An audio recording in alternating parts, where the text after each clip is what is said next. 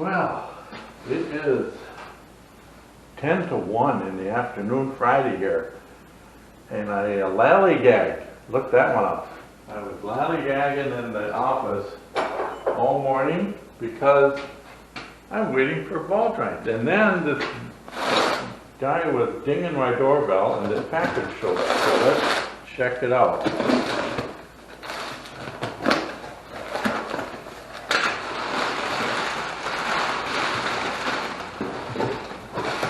Merry Christmas to me.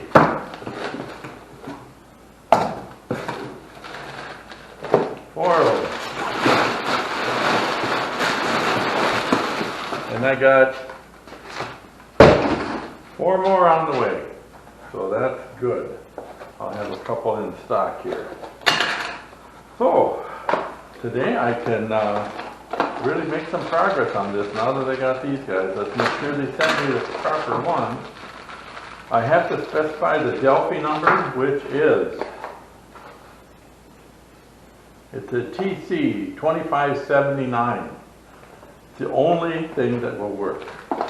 These are a special low friction ball joint. They powder coat them real nice and everything. I'm going to spray clear on here so that this part doesn't rust. It comes with the nice bolts too, so I use their bolts. But these are a low friction ball joint, which you have to use. You can't use a standard ball joint. Well, you can, but the steering will be real stiff and you get what they call ball joint memory, where you turn and it won't turn back. So anyway, to eliminate ball joint memory, I use these. They are permanently greased. There's I don't know if it's nylon or what kind of material they use in there, but there's actually a self-lubricating material in there plus the grease, and they are, obviously weatherproof. These should last in the Ford Mustang. That's what these are for. It's the upper ball joint for a Ford Mustang. They should last in that car over 100,000 miles, so obviously they're going to last much, much longer with this application. Unfortunately, I wanted to do videos of the construction of this, the whole process, piece by piece as things went along. I had a little glitch with the camera, so I lost all the footage of how this is all assembled. But I think you can kind of get an idea here what's going on. I got my top clamps in there and the bottom units here, which are all secured, and I do torque all those bolts to 24 foot-pounds. These are all put in here with self-locking nuts, and these are stainless steel bolts. Got the radiator here with its own switch, which is a 90 degree. All the hoses are plumbed in, and that worked out really nicely. I've got all the brackets in here, got them all slipped in. They're a little bit stiff, which is okay. Normal movement is about here. So that works out pretty good. I like them to be firm because eventually they'll kind of wear in. If I need to adjust the camber and caster, I can by installing shims in here. If you remember the old, the early model Chevrolets and stuff, they would do it on the top A-arm because it was just easier to do than the bottom one. But you would slip shims in. They had special shims of different thicknesses that you would slide in, and you could swing your A-arms to get the proper caster. And caster is really important. Of all the things on here, it's probably number one. If the caster doesn't match from one side to the other, now this is going to be kind of a guess. This will be more accurate once it's on the wheels, but I just want to check this. 4.5,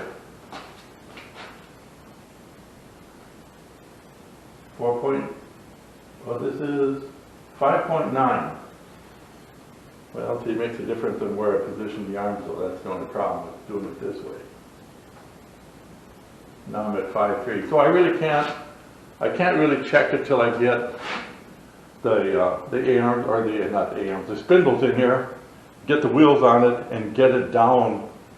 Any kind of alignment checks, you have to do it with the riding height and the weight and all that on it. So That's one thing I check. Usually after I get the wheels on and I run the toe adjustment to rough it in. I don't really set the toe adjustment final until it's the very last thing I'll do. But I make sure that the caster is within half a degree. And the reason for that is if I have like 5 degrees caster here and 4 here, it's going to pull to the weak side. And you know, you don't want that to happen. You want it to track correctly. So that's kind of a critical thing. Camber, you want to get them both. You want anything you do on one side, you want to duplicate on the other side, because they kind of work against each other, which eliminates any kind of tolerance stacking or anything like that. So you want to make sure that you do one side and the other the same. So whatever you do, you just want it to be mirror images of each other is the correct thing, I guess. So there's a lot of little fine things, little glitchy things you got to deal with here. So as time goes on, we'll talk about that. I did put a couple, I think I mentioned this before. And let me get some light. This thing kind of throws a blue light, which is kind of weird. I put the terminal block here. I'm going to add another one now. I just got to thinking, he had fog lights on there. I'm going to bring one of the fog light wires up to here. And I'm going to set up the same thing over here, except this one is going to be on whenever the key's on. This one will be on when the key's on and the fog light switch is depressed. And that way, if he wants to set up lights that he can turn on and off, he can. If he wants lights like on the engine covers that always come on, he can hook them to here. We'll give him a little versatility here. So those kind of things I just throw in. I don't charge for that stuff. It just seemed like kind of a fun thing to do, so I'll just do that for him. Well, as you can see, things went pretty well. You know, it's amazing when you have ball joints, stuff just flies together. So I got these guys on here. I am waiting for wheels, but that's okay because Monday I'm going to start doing the body panels, and it looks like I'm not going to get this painted until April because my paint is going to be gone. And I could push them and have them do it before then, but I don't want them to rush through anything. I want them to take his time and make sure it's done properly. The owner can't drive it anyway, so I think we'll just be patient. But anyway, so my camera battery was going dead, so I got it plugged in right now, so hopefully this will work. So as you can see here, I'm using a really heavy tie rod, and the bolts slide into it about 1.5 inches, and then it's welded on the end real good, and then they're powder coated, and they're nice and straight, you know. Doing it this way, they're well aligned and everything, and there's plenty of adjustment. And being 1/2 inch, I mean, that's never going to ever break. And again, the mounts here for the risers are well reinforced, so that's good and sturdy. Yeah, so it's looking pretty done here.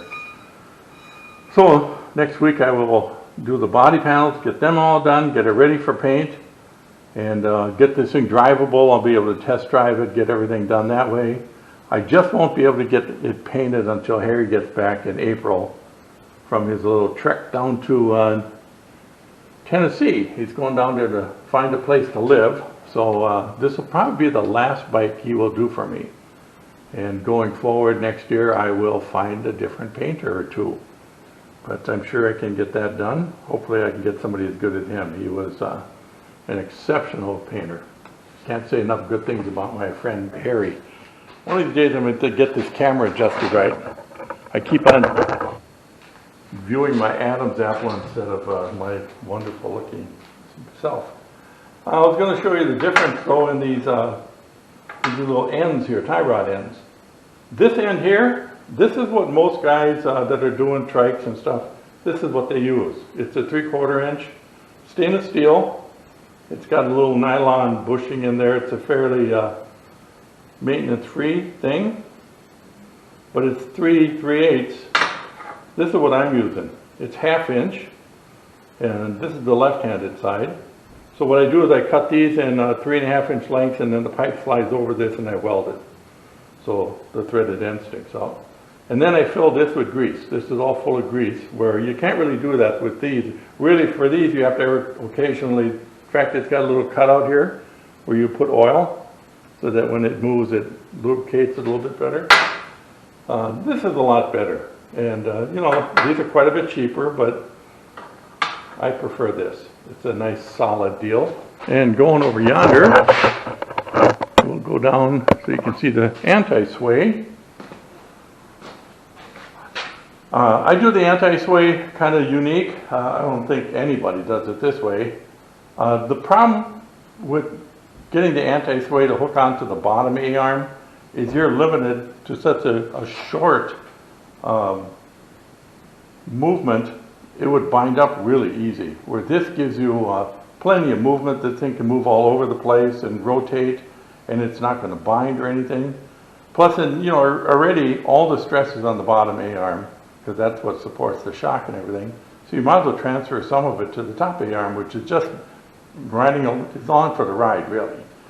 So that's why I do them this way, and I've had people say, why don't you put the arm in the back? Well, there's no room back there.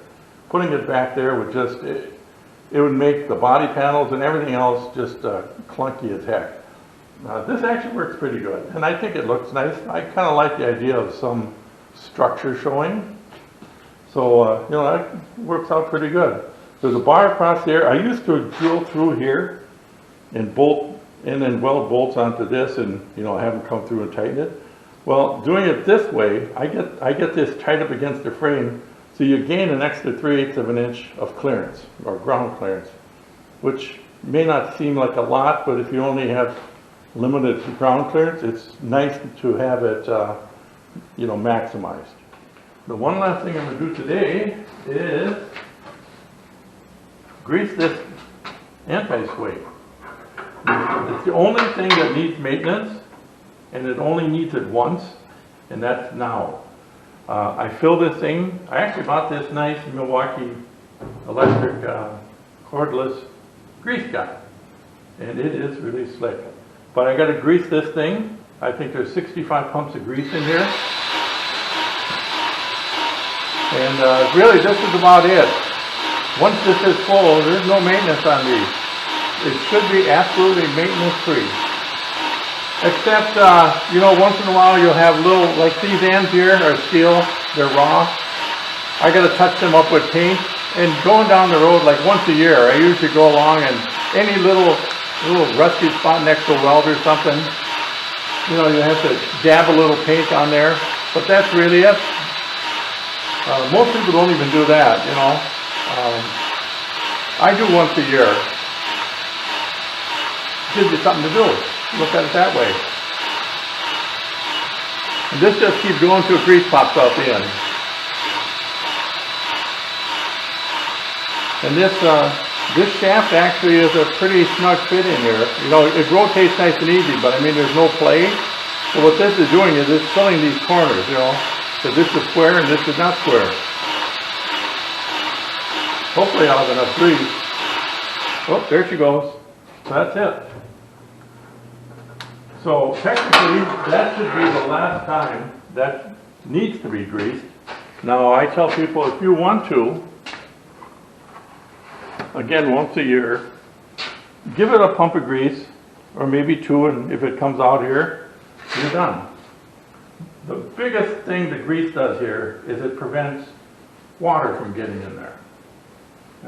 You know, if I didn't grease that, it would rust in here and then this thing would seize up, and that would be a bad thing.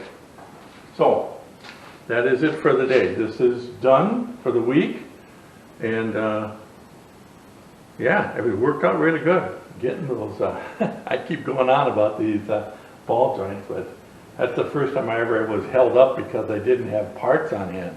That really was bad. Now it's good.